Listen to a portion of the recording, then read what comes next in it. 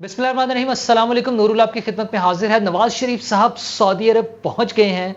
वहां क्याम करेंगे, वहां मुलाकातें करेंगे, वहां बिजनेस कम्युनिटी से भी मुलाकातें करेंगे नून लीग के जराये के मुताबिक, और आला हुकाम से तो मिलना ही है नून लीग के जराये के मुताबिक।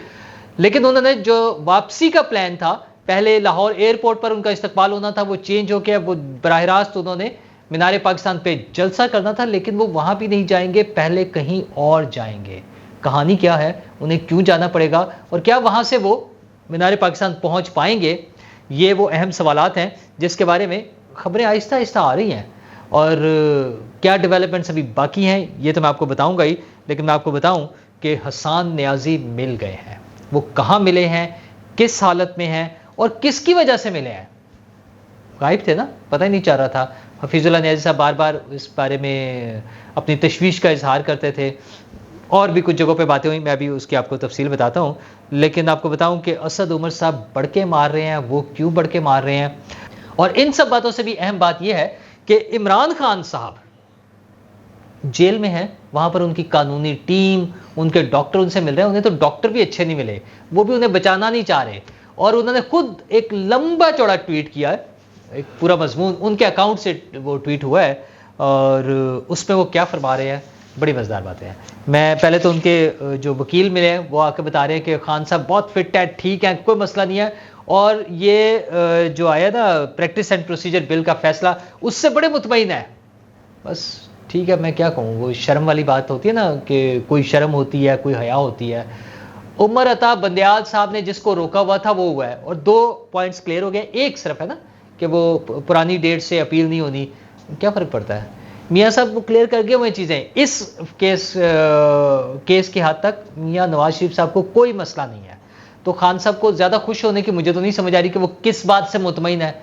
वो और उनके चाहने वाले चीफ जस्टिस साहब जो उनकी मोहब्बत में गिरफ्तार थे, उन्होंने जिस तरह से रोका हुआ था, फिर समझे कि ये तो चपेड़ है ना उमर अता बंदयाल साहब के लिए, कि उन्होंने इतनी मुद्दत रोके रखा, और वो यूं ठक करके 5 समातों में फुल कोर्ट में पब्लिक के सामने बराह रास्त समात करके और उड़ा दिया उसको। तो बहरहाल वो कह रहे हैं उस पर खुश है। उनके डॉक्टर भी उनसे मिलने गए थे, और डॉक्टर ने कहा कि वो बड़े फिट हैं। अच्छा, एक बात पे मुझे एतराज़ है, उन्होंने कहा वो जिस्मानी सेहत भी और जहनी सेहत भी, पता नहीं वो कैसे उसको गेस करते हैं या कैसे इवेल्यूएट करते हैं, असेस करते हैं। बहरहाल डॉक्टर हैं, चले वो कह रहे हैं, तो अब इसका मतलब फौरी तौर पर उनका इलाज के लिए कहीं जाने का इम्कान जो है वो कम है। एक बहाना ये भी बंद है ना फाइनली जब होना है। अच्छा, उसमें मसला ये है कि अभी फ़िलहाल उनको जाने की इजाज़त भी नहीं है। कोई वो होता है ना, एक डील शील हो जाए, अभी फ़िलहाल नहीं है। वो जब लंबी चौड़ी सज़ाएँ हो चुकी होंगी, इलेक्शन हो चुका होगा, फिर मुमकिन है कि माफ़ी तलाफ़ी फिर बाकायदा एग्रीमेंट होगा ना, और फिर अगर वो फिर भी उछलेंगे तो फिर किसी दिन दिखा दिया जाएगा कोई शहज़ादा या कोई, आपको पता ना पहले ये सारे वाक़यात हो चुके हैं हमारे साथ, तो इस तरह से वो दिखा दिया जाएगा। लेकिन उन्होंने खुद भी एक उनके अकाउंट से एक लंबा चौड़ा ट्वीट हुआ है। ज़ाहिर है वो कहा जाता है कि उनकी टीम जो है उन्होंने किया, उनसे पूछकर उनकी हिदायत के मुताबिक, और वो कह रहे हैं कि जनाब मुझे बड़ी बुरी तरह से अडयाला में रखा गया था। दिन में कीड़े मकोड़े होते थे, रात को मच्छर होते थे, सोने के लिए कोई वो बेड नहीं था, कोई मैट्रेस नहीं था, और मैं ज़मीन पर सोता था पहले 4-5 दिन। लेकिन फिक्र ना करें, अब मैंने एडजस्ट कर लिया है। यार शर्म नहीं आती झूठ बोलते हुए। ओ हजूर, आपने एडजस्ट नहीं किया है, आपने सहूलतें ले ली हैं। वहीं पर मौजूद कैदी जो हैं वो उसी तरह ज़मीन पर सोते हैं, जो भी चादर वादर या जिस तरह का बंदोबस्त है वो वैसे ही सोते हैं। लेकिन आप चूँकि शाही वो स्टेटस वाले इंसान हैं, आप वज़ीर आज़म पाकिस्तान रहे हैं, और आप बड़े लाडले थे बहुत सौ के, तो आपको जो है वो स्पेशल फेवर्स मिली हैं। आपके लिए गद्दे आए हैं, आपके लिए कमरे बड़े किए गए। अडयाला जेल की बात करें ना कि मैंने एडजस्ट कर लिया था, एडजस्ट नहीं किया था आपने। आपके लिए देसी घी में मुर्ग पकने, देसी मुर्ग पकने शुरू हुए। आपकी मर्जी के टाइम पर आपको नाश्ता मिलना शुरू हुआ। आपके लिए एक्सरसाइज के लिए जगह मिली, आपको वॉक के लिए जगह मिली, आपके लिए साथ वाले कमरे खाली करा के, बैरक्स खाली करा के वो आपको दी गई। एक में सिर्फ वॉशरूम बनाया गया, वॉशरूम की दीवार ऊंची की गई। ये सारे फायदे उठाए हैं आपने, 2 नंबरी कर रहे हैं, आप भी झूठ बोल रहे हैं। मतलब यहां पर भी झूठ बोलने से बात, यार ये सारी बातें कोर्ट हो गई हुई हैं, रिपोर्ट हो चुकी हुई हैं, फिर भी लोगों को बेवकूफ बनाने के लिए झूठ बोलने से नहीं बाज आता। ये एक कमाल है पॉलिटिकल लीडर्स का, खास तौर पर खान साहब का। यू टर्न तो चलो वो है ही है, वो तो चूंकि उन्होंने पढ़ लिया ना वो किताब, द प्रिंस। तो लेकिन मसला ये है कि वो इस चीज़ में भी झूठ बोलने से बात नहीं आ रहे। फिर कि जनाब आपने फ़िक्र नहीं करनी, मैं जहाँ मर्जी रहूँ, मैं आपने परेशान नहीं होना। तो आपके वकील पूरी टीम तो शोर मचा रही है। अच्छा, सेहत के बारे में आपकी बहन ने भी कहा था कि वो बड़े कमज़ोर हो गए हैं। खैर उन्होंने भी एक तरह से तो ये भी कहा था कि वो वज़न कम कर लिया है, तो स्मार्ट हो गए हैं, ज़्यादा फिट हो गए हैं। ये डॉक्टर भी कह रहे हैं कि ठीक है, बड़े फिट हो गए हैं और बिल्कुल ठीक-ठाक हैं, अब उन्हें कोई मसला नहीं है। लेकिन साइफ़र पे फिर वो एक और वही ड्रामेबाज़ी कह लें, झूठ कह लें कि जनाब साइफ़र जो है, साइफ़र का जो केस मुझ पे बना है, वो जनरल बाजवा को और डोनाल्ड लू को बचाने के लिए किया गया है। अच्छा, बंदा पूछे उनसे कि अगर ये केस ना बनता इमरान खान साहब पे, तो जनरल बाजवा और डोनाल्ड लू को तो उल्टा लटका देना था अदालतों ने पकड़ के, ऐसे ही होना था ना। तभी तो उनको बचाने के लिए इमरान खान पे केस किया गया ना। यार क्या पता नहीं क्या सोच के बात करते हैं। लेकिन चूंकि उन्हें ये यकीन है कि उनके चाहने वाले, बहुत सारे चाहने वाले दिमाग का इस्तेमाल नहीं करेंगे और इस बात पे जज्बाती होकर और वाह वाह वाह सुभान अल्लाह माशाल्लाह वो इस तरह से शुरू हो जाएंगे, तो उसी चक्कर में वही चूरन वो बेचे जा रहे हैं। लेकिन कब तक बिकेगा? वो अंदर हैं, उनके निकलने का कोई चांस नहीं हो रहा है। उनके लोग जिस तरह से बयानात दे रहे हैं, सदाकत अब्बासी साहब ने खुसूसन जो इंटरव्यू दिया है और उससे पहले उस्मान डार साहब ने, वो इतना सिंपल मामला नहीं है, उसके बड़े दूररस नताइज होंगे। हम जो मर्जी कह लें कि वो था प्रेशर में दिया, कोई साथ लेकर आया था, कोई वो कैमरे के पीछे खड़ा था, कोई कट करवा रहा था, कोई एडिट करवा रहा था। जो मंसूर खान साहब ने बड़ा शोर मचाया, मैंने अपनी वो आज सुबह वाली वीडियो में आपसे जिक्र किया है सारी चीज़ों का।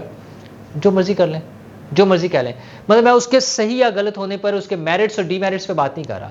मैं ये कह रहा हूँ कि ये कानून में इसकी क्या वैल्यू होनी है, वो इस पर सजाएं होनी है। इमरान खान साहब, आपको बड़ी बड़ी सजाएं होनी है। इमरान खान साहब को, उनकी बेगम साहिबा को, शाह महमूद कुरैशी साहब को और बहुत सारे लोगों को। असद उमर साहब अभी तो उछल रहे हैं ना कि मेरा क्या ताल्लुक प्लानिंग के मिनिस्टर का, ये तो इमरान खान थे, वजीर आजम थे, और शाह महमूद कुरैशी थे, और जनरल बाजवा थे, और जनरल फैज़ थे। असद उमर साहब का यही बयान आया ना। तो दूसरा साथ वो कह रहे हैं कि ये जब उनसे पूछा गया उस्मान डार और सदाकत अब्बासी की तरह आप भी कोई प्रोग्राम करेंगे, उनका मैंने करना होता तो पहले कर देता। असद उमर साहब, जो उनके साथ हुआ ना वो अभी आपके साथ नहीं हुआ। आप अभी अय्याशी कर रहे हैं। आपके वो पुराने कॉन्टैक्ट्स, अब्बा जान का नाम और फ़ौरन वक्त पे जाके डील कर लेना, वो सारी चीज़ों ने आपको रिलीफ दिया हुआ है।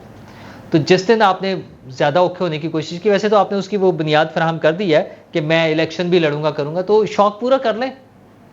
वो कोई स्लॉट्स ख़त्म तो नहीं हुई हैं इंटरव्यूज़ की। वो जो सदाकत अब्बासी साहब और उस्मान डार साहब ने 2 इंटरव्यूज़ दे दिए हैं, तो आपके ख्याल में सिर्फ 2 स्लॉट्स थी इंटरव्यूज़ की, अभी बड़ी पड़ी हैं। अभी तो बड़े लोग लाइन लगा के बैठे हुए हैं कि हमारे इंटरव्यू ले लें, हम इंटरव्यू देने को तैयार हैं, हम बयान रिकॉर्ड कराने को तैयार हैं। तो शर्फ़ कबूलियत नहीं मिल रहा ना। तो आपके मामले में भी इसी तरह से होना है। ये सारी चीज़ें आपको भुगतनी पड़नी है, ये सारी चीज़ें आपके साथ होनी है। अभी तो वो हसन न्याजी आपको पता है गायब थे बड़े दिनों से, और अब वो मिल गए हैं। मिल इस तरह से गए हैं कि उनके वालिद साहब से उनकी मुलाकात होगी, हफीज़ुल्लाह न्याजी साहब से। अच्छा, हफीज़ुल्लाह न्याजी साहब सीनियर जर्नलिस्ट भी हैं, कॉलम्स लिखते हैं, टेलीविज़न पे तजिया निगार हैं, इमरान खान साहब के बहनोई हैं, और काफ़ी सारे रेफरेंसेस हैं उनके। बहरहाल मसला ये है कि उन्होंने बहुत मरतबा इस पर अपने तशवीश का इजहार किया कि मुझे मेरा बेटे का बारे में पता ही नहीं है कि वो कहाँ है, वो मिलना तो चाहिए। और ताज़ा तरीन उसका मामला ये था कि पीर वाले दिन, सोमवार को रात, एक इशाइये पर जब सहाफ़ियों को बुलाया हुआ था वज़ीर आज़म पाकिस्तान अनवार काकड़ साहब ने, तो वहाँ पे मुजीबुर रहमान शामी साहब ने भरपूर तरीके से ये केस पेश किया। उन्होंने कहा जी वज़ीर आज़म साहब, जो भी हो रहा है आप उसको सज़ा दें, जो मर्ज़ी करें, उसने गलती किया, उसने जुर्म किया, उसने गुनाह किया, उस पर केस बनाएं, सब कुछ करें, लेकिन उनके पेरेंट्स को वहाँ तक रसाई दें और उनकी कानूनी टीम को रसाई दें। ये तो होना चाहिए। वज़ीर आज़म साहब ने भी उस पर बड़ा डिटेल से जवाब दिया। उन्होंने कहा मेरा इनसे रब्ता है, मैं इनसे बात भी कर चुका हूँ, और इस पर जो काम हो रहा है वो नज़र आ जाएगा जब होगा। तो अभी सोमवार से आज 3 दिन गुजरे हैं और हफीज़ुल्लाह न्याज़ी साहब की मुलाकात हो गई है। तो वज़ीर आज़म साहब, जिक्र करने का मतलब ये है कि वज़ीर आज़म को लोग जो मर्ज़ी कहें कि वो बेबस है, कठपुतली है, फ़ौज का नुमाइंदा है, बात नहीं कर सकता, आप जो मर्ज़ी कह लें, लेकिन वज़ीर आज़म ने ये मुलाकात करा के दिखा दी है। अच्छा, सिलेक्टिव कह लें कि जी एक बंदे की हुई है, जैसे मर्जी कहें। मसला ये है कि जो शख्स एक बड़ी सीट पर बैठा है, जब वो कुछ करना चाहता है तो उसके पास बड़ी अथॉरिटी है। तो वज़ीर-ए-आज़म अनवार काकड़ ने अपनी अथॉरिटी इस्तेमाल करते हुए ये मुलाकात करा दी है। मामला ये है कि केस ख़राब है, और इससे पहले आपको पता ना, मार्च में भी, ये मई से पहले मार्च में गिरफ्तार हुए थे, तो बड़े टॉप लेवल पे जनरल्स तक पहुंची बात, सिफारिशें गई, बड़े बड़े लोगों ने उसमें सिफारिशें की और उनको रिहाई मिल गई थी उस वक्त। लेकिन इस मरतबा जब हुए तो फिर कोशिश की गई। एक बड़े सीनियर जनरल जो पहले तो बहुत ही इन थे, अब ज़रा अभी भी बड़ी अच्छी पोस्ट पर बैठे हुए हैं, और वो उनके पास बात गई तो उन्होंने कहा जी सॉरी, मैं इसमें बिल्कुल इन्वॉल्व नहीं हूँ। लेफ्टिनेंट जनरल होते के बंदे और ऑफिसर, और उन्होंने कहा जी मेरा कोई ताल्लुक नहीं, मैं कुछ नहीं कर सकता, आप अपना काम आप जाने और आपका काम जाने। फिर इनके वालिद साहब के रेफरेंस से, ज़ाहिर है ये उनके अपने कुछ दोस्तों को इस्तेमाल कर रहे थे। एक दोस्त लाहौर में एक बहुत सीनियर अफसर के पास गए और उनसे जाके दरख्वास्त की कि सर वो हफीजुल्लाह नियाज़ी साहब का बेटा, तो उन्होंने शदीद बरहमी का इजहार किया। उनका मतलब ये था कि यार तुम्हें शर्म नहीं आती उसकी बात करते हुए। मतलब ये वर्डिंग नहीं थी, जो रिपोर्ट हुई है, जहाँ जो होता है ना ज़राए से पता चलता है मुबैना तौर पर, तो उनका मतलब ये था कि तुम्हें शर्म नहीं आती ये बात करते हुए, खबरदार अगर ये बात की तो। मतलब उनका अच्छा ताल्लुक था, वो ज़ाहिर है ताल्लुक था तो वहाँ पहुँचे ना, उनसे मिलने चले गए थे और उनसे बात करने। वो कहा इस टॉपिक पे बात भी नहीं करनी, और वो फिर बेचारे उठ के आ गए। तो लेकिन बार शामी साहब मुसलसल लगे रहे हैं टेलीविज़न प्रोग्राम्स में, और जहाँ जहाँ उन्हें मौका मिलता रहा इस बात का, इसकी आवाज़ उठाते रहे, और फाइनली उनकी मुलाकात हो गई है। मैं भी अक्सर आपको पता है इसी हवाले से बात करता हूँ कि कानून के मुताबिक डील करना चाहिए, उन्हें सज़ा दें, जो भी सज़ा बनती है, जो भी सज़ा बनती है वो कानून के मुताबिक सज़ा दें। ये गायब हो जाना, ना मिलना, वकला की एक्सेस ना होना, घर वालों को ना पता होना, ये चीज़ें ठीक नहीं है, इनको बेहतर किया जाना चाहिए। वज़ीर-ए-आज़म का दोनों दिन, इतवार को वो हमारे साथ बैठक थी और सोमवार को जो सहाफ़ियों का इशाइया था उसमें मुलाकात थी। उसमें भी वज़ीर-ए-आज़म ने बहुत सी बातें बड़ी खुल के की हैं और बड़ा रियलिस्टिक अप्रोच थी उनकी। उन्होंने कहा यार ये काम मैं कर सकता हूँ, और ये काम जो है ये कोई अनोखे नहीं हो रहे। मैं तो चंद दिन के लिए वज़ीर-ए-आज़म आया हूँ, ये जो सियासी जमातें रही हैं, जिनकी हुकूमतें रही हैं, उनसे भी बात किया करें। ये बात उनकी किसी हद तक, बल्कि काफ़ी हद तक ठीक है, लेकिन बहरहाल चूँकि आज की तारीख में वो वज़ीर-ए-आज़म है तो फिर उन्हीं से बात की जाएगी, उनसे सवाल पूछे जाएंगे। उन्होंने उनके जवाबात भी दिए।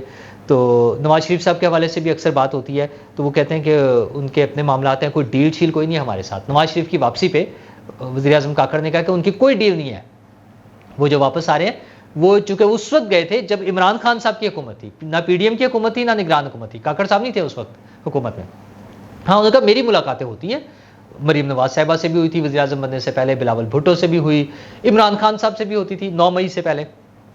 कहीं मैं एक पार्लियामेंट का मेंबर था, मेरी तो सबसे मुलाकातें होती हैं, उसको एसोसिएट नहीं किया जा सकता कि मरीम से मेरी मुलाकात कोई स्पेशल वो था। खैर ये उनका बयान है, लेकिन मसला है कि नवाज शरीफ साहब आ रहे हैं 21 तारीख को, और उनका प्लान जो है वो बड़ा अजीब व गरीब सा है। पहले प्लान ये था कि वो लाहौर एयरपोर्ट पर लैंड करेंगे तो यहाँ पर उनका शानदार इस्तकबाल होगा, फिर वो जुलूस की सूरत में ले जाया जाएगा मीनार पाकिस्तान। फिर वो प्रोग्राम कैंसिल हो गया, जिसमें हुकूमती साइड से भी आ गया था कि हम तो नहीं अलाउ करेंगे कि आप एयरपोर्ट पर इकट्ठे हों, और अभी चूँकि उनकी ज़मानतें और ये सारे मसाइल बाकी हैं, तो फिर हुआ कि नहीं, वो सिर्फ डायरेक्ट उधर जाएंगे, मीनार पाकिस्तान जाएंगे और वहाँ पर जलसे से खिताब करेंगे।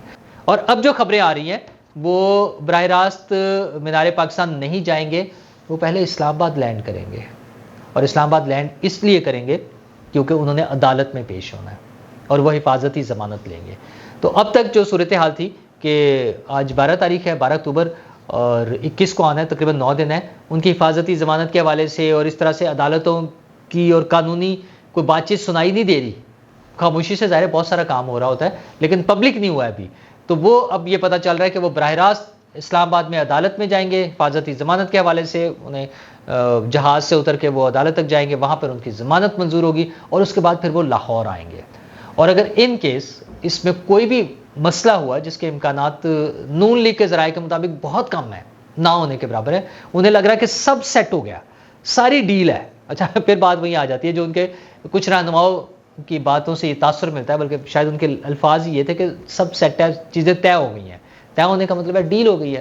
तो लेकिन अगर फिर भी कुछ गड़बड़ हो गई तो फिर मेडिकल रिपोर्ट्स हैं ना, फिर नवाज शरीफ साहब जेल की बजाय हॉस्पिटल चले जाएंगे। वो ज़ाहिर है हुकूमत ने फैसला करना होता है, अदालत ने हुकूमत ने मिल के जैसा भी होगा, तो फिर वो हॉस्पिटल में रहेंगे और फिर पता चलेगा कि इलेक्शन कब होने हैं, क्योंकि मियाँ साहब ने आना है।